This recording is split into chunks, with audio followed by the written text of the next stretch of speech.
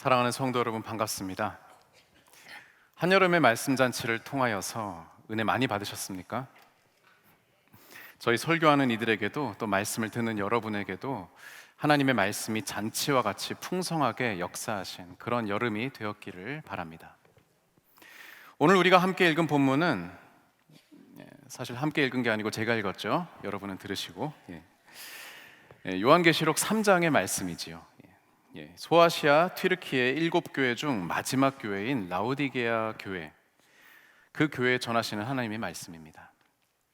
마지막이니까 사실 좀 듣기 좋은 말씀, 듣기 편한 말씀, 또 칭찬의 말씀, 위로의 말씀, 이런 것들을 들으면 참 좋을 텐데 안타깝게도 오늘 라오디게아 교회는 칭찬이 없는, 책망밖에 없는 유일한 교회입니다. 사실 라오디게아는 이전의 교회들보다 형편이 상당히 좋은 편이기는 했습니다. 오늘 본문을 보면은 라오디게아는 일단 재정 상태가 굉장히 넉넉한 편이었어요.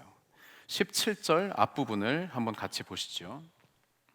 내가 말하기를 나는 부자라 부요하여 부족한 것이 없다 하나. 라오디게아는 그 도시 자체가 굉장히 풍족한 곳이었습니다. 금융이 발달했고요, 또 특산품으로 검은색 양모, 안약, 이런 고가의 물품들을 생산해서 판매할 수 있는 그런 곳이었습니다. 얼마나 부유했냐 하면은 AD 17년 튀르키예를 강타했던 대지진이 있었고, 그때 빌라델비아를 비롯한 모든 도시들은 복구를 위하여서 로마 본국에 도움을 요청했었습니다. 재정적인 지원을 요청했는데 이 라오디게아만은 지원을 받지 않았습니다.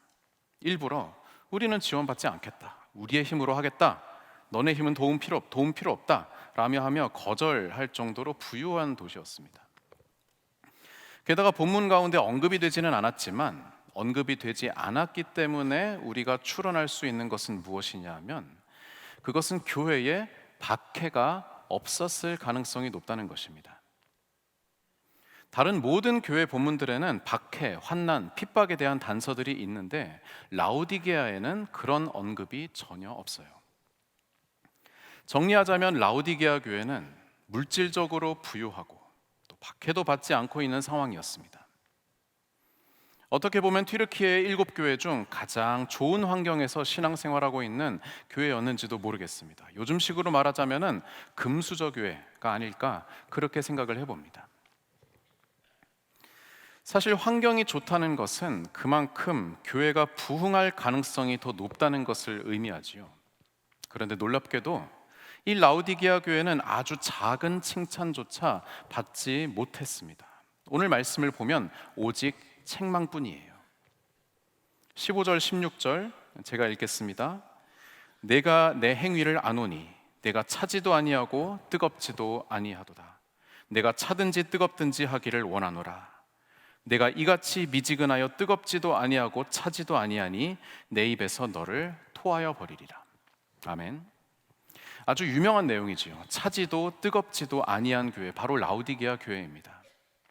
모든 것이 풍족했던 이 라오디게아 교회에도 한 가지 문제점이 있었는데 바로 급수에 대한 문제였어요. 라오디게아 자체에서는 마실 물이 나지 않았기 때문에 저기 북동쪽 7, 8km 떨어진 히에라폴리스라는 도시로부터 거기서부터 물을 끌어다 썼는데 거기에는 아주 뜨거운 광천수가 흘러나오는 곳입니다. 그래서 광물질이 많은 물이었기 때문에 현장에서 마시면 굉장히 좋은 물인데 이 물이 라오디게아에 도착할 때쯤이면 이미 미지근해 있었어요. 게다가 물 자체가 광물질이 가득해서 라오디게아에 도착했을 때는 물맛이 끔찍했습니다. 한편 남동쪽 18km 떨어진 곳 골로세라는 도시에 카드모스 산이 있었습니다. 거기에는 만년설에서 흘러내려오는 아주 시원한 1급 냉수가 있었는데요, 이 물도 마찬가지로 라오디게아에 도착할 쯤에는 이미 미지근해져서 아주 맛없는 물이 되어버리고 말지요. 이것은 무엇을 말합니까? 라오디게아 교회의 신앙 상태를 말하는 거예요. 뜨겁지도 않고 차갑지도 않아서 도무지 마실 수 없는, 마셨다가는 토해내 버릴 수밖에 없는 그런 물과도 같은 영적인 상태를 말하는 것입니다. 심지어 이 토해낸다라는 단어는 원어를 보게 되면은 역겹다, 메스껍다라고 그렇게도 해석될 수 있는 단어입니다. 여러분, 주님께서, 그 사랑하시는 주님께서 한 교회를 보고 메스껍다, 역겹다라고 말씀하시는 경우는 흔치 않습니다. 그래도 주님의 몸된 교회인데요, 어떻게 그렇게까지 말씀하실 수 있는 걸까요? 게다가 사실 라오디게아 교회는 우리가 보기에 그렇게까지 커다란 잘못을 저질렀는지 잘 모르겠는 그런 교회입니다. 다른 교회들에 대한 책망을 다시 한번 떠올려 볼까요? 에베소 교회는 어땠습니까? 처음 사랑을 버렸습니다. 버가모 교회는 발람의 교훈과 또 니골라당의 교훈을 지키는 이들이 있었고요. 두아디라 교회는 이세벨을 용납해서 우상 숭배를 했고, 사대 교회는 살았지만 죽었다는 이름을 가지고 행위의 온전한 것을 내가 찾지 못하였다, 이렇게까지 말씀하십니다. 라오디게아 교회는요, 글쎄요, 좀 애매합니다. 성경에서 지적하고 있는 것은 구체적인 교회의 어떤 문제점이나 사고가 아니라 교회의 태도였습니다. 그래서 여기에서는 우리가 상상력을 조금 동원해 볼 필요가 있어요. 라오디게아 교회는 어떤 교회였을까? 아까 언급했지만 맨 먼저 말씀하시는 것은 15절, 내가 내 행위를 안다는 것입니다. 15절 다시 한번 읽어볼까요? 다 같이 한번 읽어보겠습니다. 내가 내 행위를 아노니 내가 차지도 아니하고 뜨겁지도 아니하도다. 내가 차든지 뜨겁든지 하기를 원하노라. 자, 뭔가 행위에 문제가 있다는 겁니다. 어떤 문제일까요? 차지도 뜨겁지도 아니하다, 미지근하다, 토해낼 버릴 정도로 그렇게 미지근하다. 어떤 모습을 우리가 상상해 볼 수 있을까요? 교회에 의욕이 없는 겁니다. 열정이 없어요. 매주 모여서 예배를 드리기는 드립니다만, 그러나 그 교인들의 삶에는 어떠한 변화도 없습니다. 어떤 도전도 없고요. 그러나 그냥 지금이 좋고 무난하게 이렇게 살아가도 괜찮은 그런 모습이었을 것입니다. 또 이어지는 17절 말씀에서 더 매서운 책망이 이어집니다. 17절, 내가 말하기를 나는 부자라 부요하여 부족한 것이 없다 하나 내 곤고한 것과 가련한 것과 가난한 것과 눈먼 것과 벌거벗은 것을 알지 못하는도다. 부족한 것이 없다고 스스로 여기고 있습니다. 라오디게아 교회가 여러분 괜히 그렇게 생각했겠습니까? 실제로 풍족하니까 그렇게 얘기를 했겠지요. 부족한 것이 없다고 그렇게 생각했을 것입니다. 그럼 라오디게아 교회는 어떤 교회입니까? 물질적으로 풍요로운 교회, 또 사역적으로 무리하지 않는 무난한 교회, 그리고 아까 말씀드렸지만 외부에 박해나 핍박이 없는 그런 교회지요. 여러분, 얼마나 좋은 교회입니까?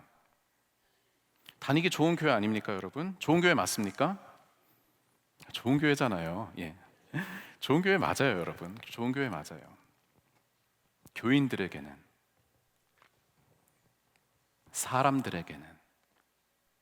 사람들에게만 좋은 교회가 라오디게아 교회였습니다.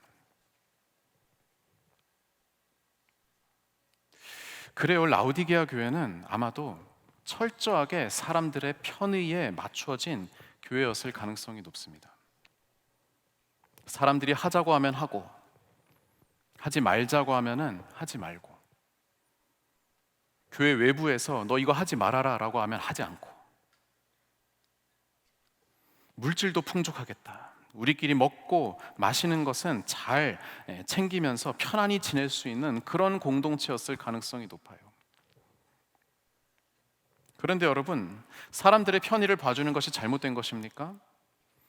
사람들이 하자고 하는 대로 하는 것이 잘못된 겁니까? 그것 자체는 잘못된 것이 아니에요.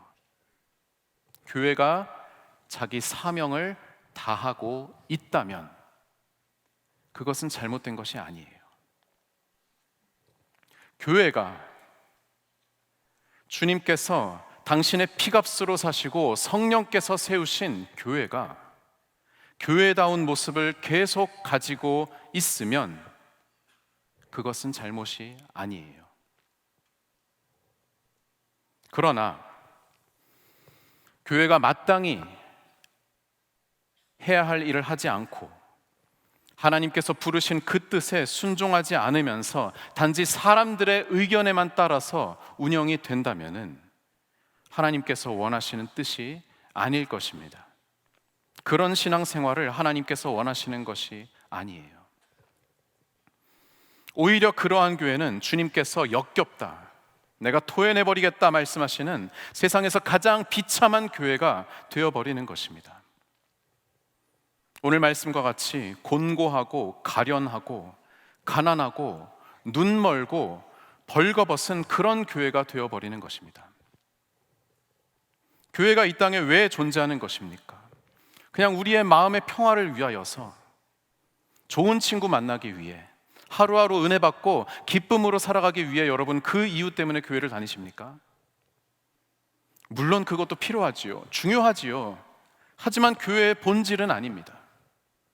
교회의 사명, 교회의 본질은 예수 그리스도의 사역을 이어받아 하나님의 명령에 순종하며 믿지 않는 영혼들을 주님께로 다시 이끌어오고 이 땅 가운데 하나님 나라의 그 역사를 이룩하는, 그 발자취를 따라가는, 그것이 교회의 본질이 아니겠습니까? 한마디로 교회의 본질은 예수 그리스도의 십자가입니다.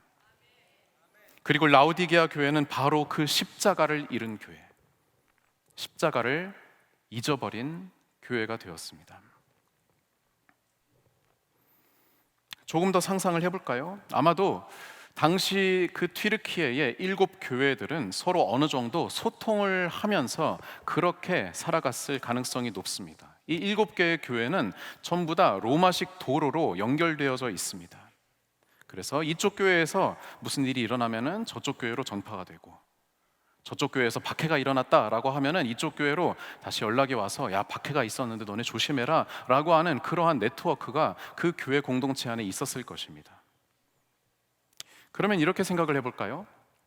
지난주 빌라델비아 교회 여러분 기억하십니까? 이 라오디게아가 바로 빌라델비아 아래에 있는 도시였어요. 그런데 작고 힘도 없고 환난 가운데 있었던 그 빌라델비아 교회가 라오디게아 교회의 소식을, 그들이 신앙생활하는 모습을 들어봤다고 생각해 봅시다. 어떻게 반응했을까요? 일부에서는 이렇게도 반응할 수 있지 않을까요? 야, 라오디게아 너네는 참 좋겠다. 너네 박해도 없다며, 재정도 넉넉하다며, 야, 믿음 지키는데 그렇게까지 큰 손해를 볼 필요가 없다면서 너네는. 야, 너네 좋겠다. 우리도 너네처럼 신앙생활 했으면 좋겠다. 반대로 라오디게아 교회에서는 빌라델비아의 소식을 들으면 어떻게 반응했을까요? 야, 너네 교회 생활 참 어렵게 한다. 너네 그렇게까지 하지 않아도 돼. 적당히 타협하면서 해. 헌금은 모아가지고 너네끼리 잘 좋은 데 쓰고, 야, 너네 굳이 순교까지 하지 않아도 돼.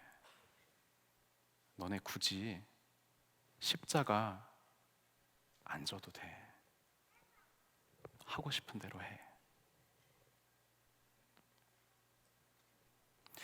여러분이라면은 이런 라오디게아 교회의 교인들의 조언을 들을 때 어떻습니까? 뭐 솔직히 조금 구미가 당기지 않습니까? 이런 얘기 좀 듣고 싶었다, 이런 생각 안 듭니까? 성도님, 그렇게까지 하지 않으셔도 돼요. 살살 하세요. 편하게 하세요. 오버하지 마세요. 조금은 타협해도 돼요. 대충 편하게, 좋은 게 좋은 거. 그럴듯하지 않습니까, 여러분? 여러분, 라오디게아 교회가 핍박도 박해도 없는 교회라고 하지 않았습니까? 왜 박해가 없었을까? 여러분, 라오디게아의 관리들이 특별히 더 관용을 베풀어서일까요? 그럴 리가 없죠. 저는 라오디게아 교회가 타협을 선택했기 때문에 박해를 안 받은 것이 아닐까라는 그런 생각이 들었습니다. 사실 정황상 그랬을 가능성도 높고요. 그렇게 라우디게아 교회는 어느새 아주 미지근한 가운데 십자가를 잃어버리고 있는 그런 교회가 되고 말았던 겁니다. 십자가의 사명을 잃은 교회가 어떻게 주님께서 이제 그 교회를 향해서 처방을 하십니까? 처방의 말씀 18절을 우리가 함께 한 목소리로 읽어보겠습니다. 시작. 내가 너를 권하노니 내게서 불로 연단한 금을 사서 부요하게 하고 흰옷을 사서 입어 벌거벗은 수치를 보이지 않게 하고 안약을 사서 눈에 발라보게 하라.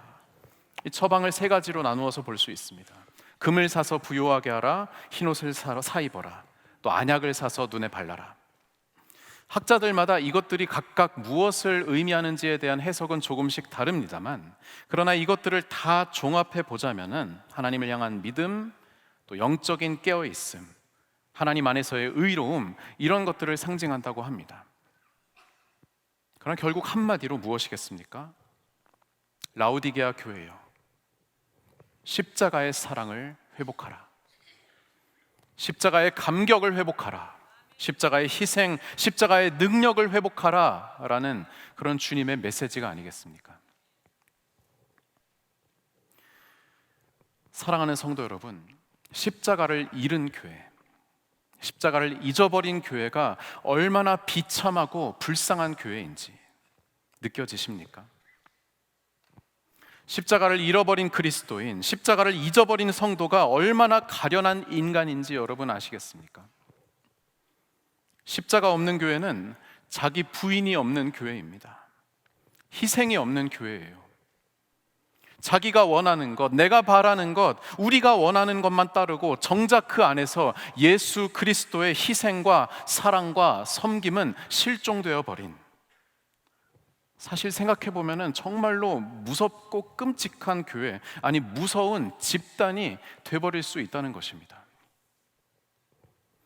예수의 십자가가 없는 교회가 어떻게 될까요? 그 교회는 더 이상 예수님이 머리 되신, 또 우리가 몸 된 그런 교회가 아니게 됩니다. 몸 따로 머리 따로가 된 그런 교회가 돼요.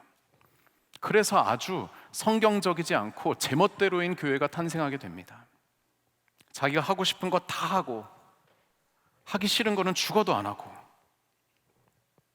경우에 따라서는 아주 쥐 죽은 듯이 조용한 그런 교회가 될 수도 있고요, 아니면은 아주 무섭고 자기 의에 가득한 그런 교회가 될 수도 있습니다. 하지만 어느 쪽이든 주님께서 정말 기겁하실 교회가 될 겁니다. 주님께서 토해내버리시겠다라고 말씀하신 그 이유를 우리가 공감할 정도로 그런 집단이 되지 않겠습니까? 여러분, 우리가 수요 말씀 사경회 때 지금 사도행전을 함께 보고 있지 않습니까? 그런데 지난주에 바울 얘기가 나왔어요. 아직 예수님을 만나기 전에 사울이라 이름했던 바울의 이야기가 나왔습니다. 저는 십자가를 잃은 그리스도인, 그 모습이 바로 예수님 만나기 전에 바울의 모습이 아닐까 생각을 해봅니다. 바울도 하나님을 믿는 사람이었습니다. 굉장히 열심히 믿는 사람이었지요. 그러나 그 안에 예수가 없었습니다. 당연하지만 예수 그리스도의 십자가와 그 사랑과 희생과 섬김도 없었겠지요. 그래서 어떻게 합니까? 바울 스스로 생각했을 때, 자기가 생각했을 때 잘못된 것, 올바르지 않는 것은 전부 다 정죄하고 죽이고 잡아 가두는 그러한 무시무시한 괴물이 되어버리지 않았습니까? 하나님의 사랑보다 자신의 신념과 의로움이 더 중요한 그런 인간이 되어버리고 마는 것입니다. 또 출애굽기의 이스라엘 백성은 어떻습니까? 그들에게는 하나님을 믿는 믿음이 있었습니다. 심지어 그 숱한 놀라운 기적들을 눈앞에서 본 세대였어요. 애굽에 10가지의 재앙이 내리고 홍해가 갈라지고, 그리고 하늘에서 만나와 메추라기를 그렇게 덧입어 먹으면서 그렇게 은혜를 날마다 경험한 세대였습니다. 그러나 그들에게 그 은혜는 단지 그들의 배만 채우는 용도로 쓰여질 뿐이었습니다. 그들은 그 은혜를 받기만 할 뿐 그 은혜의 능력에 힘입어 살아가지 못했습니다. 하나님께서는 이스라엘 백성에게 십계명의 율법을 주시며 하나님 백성의 언약을 맺으셨지만 이 백성은 하나님께로부터 먹을 것과 입을 것만 바랄 뿐 하나님께 나의 삶을 드리고 하나님의 뜻에 따라 살아갈 생각이 조금도 없었습니다. 그 결과 어떻게 되었습니까? 비난과 불신이 가득한 공동체. 툭하면은 하나님께 또 모세에게 불평불만을 쏟아놓는 그런 집단이 되지 않았습니까?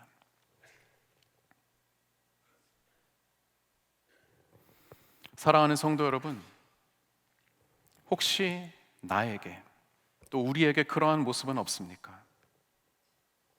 주님께서 나에게 우리 공동체 가운데 베풀어 주신 은혜와 사랑은 잊어버리고 교회의 본질과 십자가의 사명을 잊고 그저 내가 살아가고 싶은 대로, 우리가 하고 싶은 대로 행하는 그러한 이들이 되지는 않았는지요?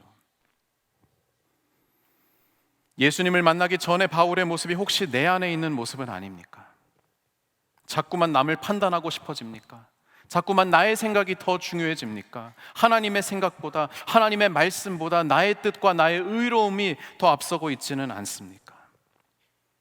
내가 어떻게 헌신할지, 내가 어떻게 충성할지, 내가 어떻게 사랑하고 내가 어떻게 섬길지를 고민하기보다는 왜 나한테 이것밖에 안 주시지? 왜 내 뜻대로 안 되지? 왜 내 말은 안 들어주지?라고 하는 그런 생각만 들지는 않습니까? 하나님의 나라와 하나님의 의를 구하기보다 나의 나라와 나의 뜻을 앞세우고 있지는 않습니까?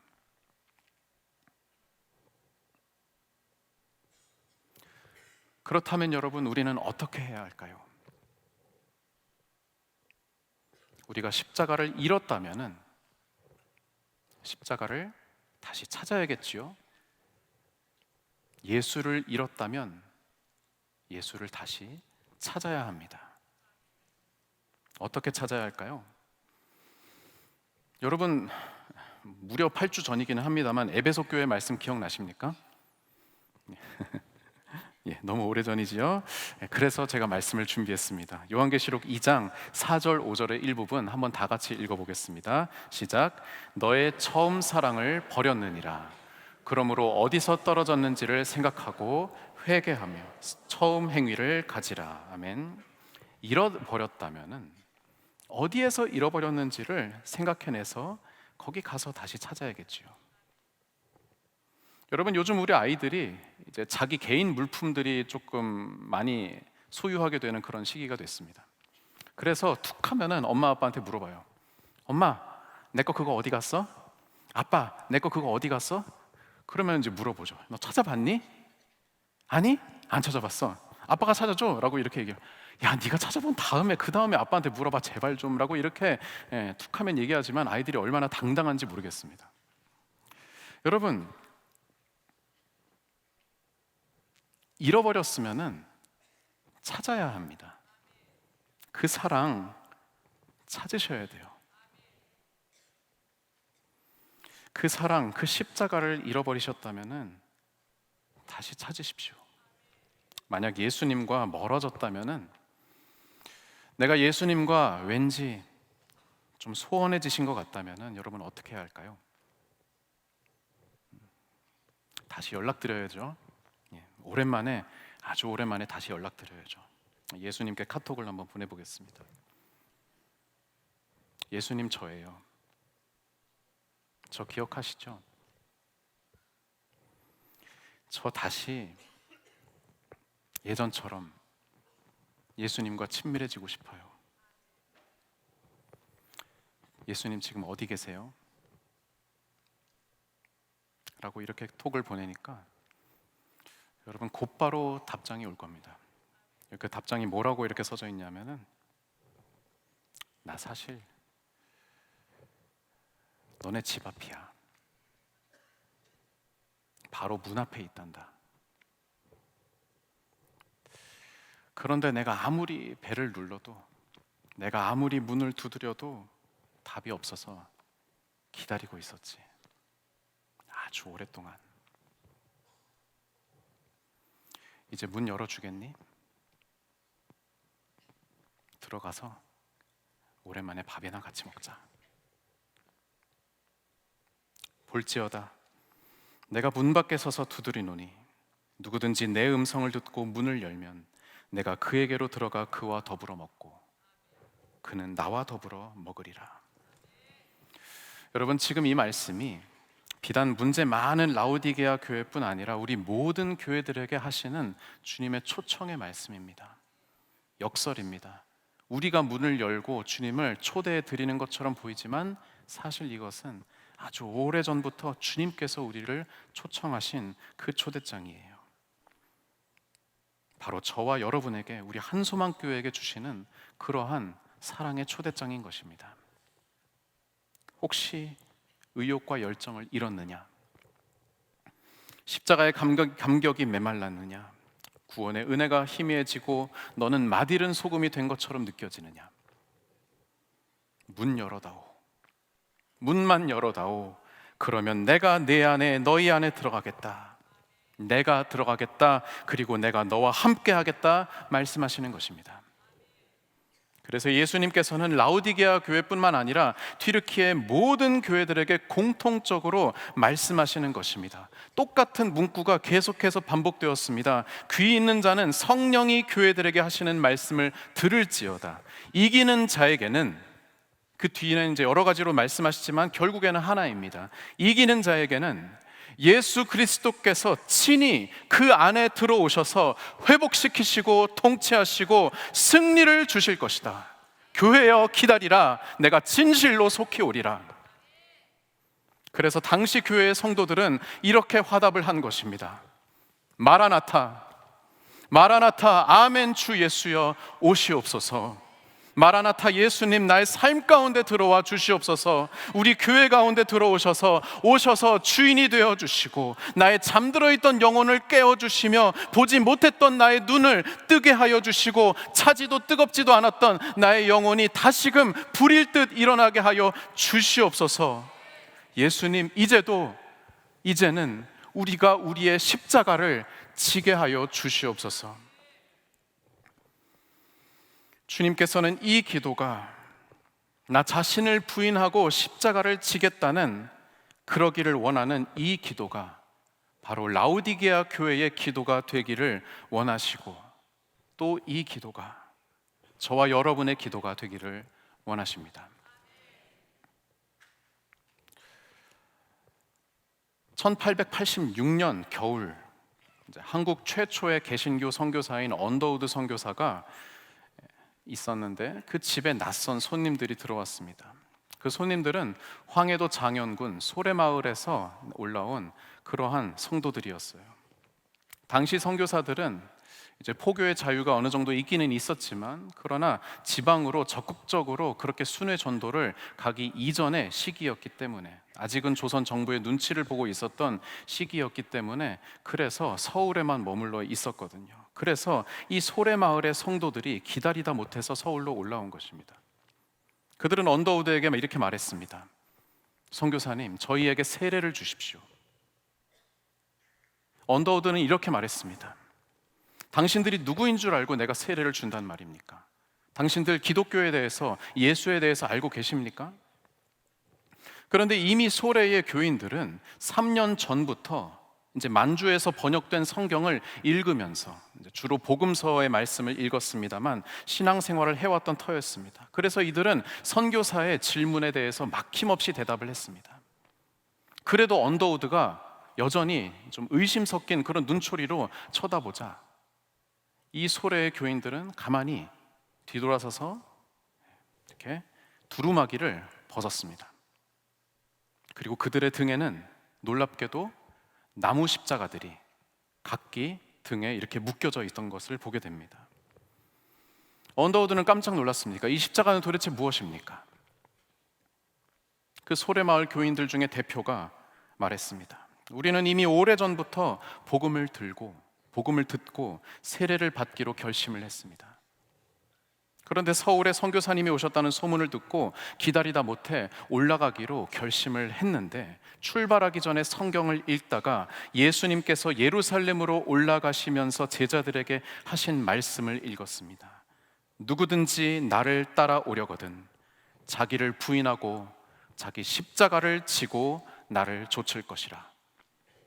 마태복음 16장 24절 말씀.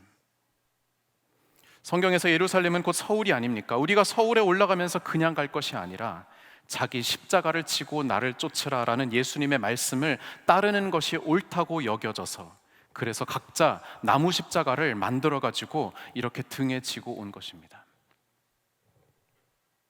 이 나무 십자가를 지고 천리길을 걸어온 소래 교인들을 보고 언더우드는 감동을 받고 그 자리에서 세례를 베풀었다 합니다.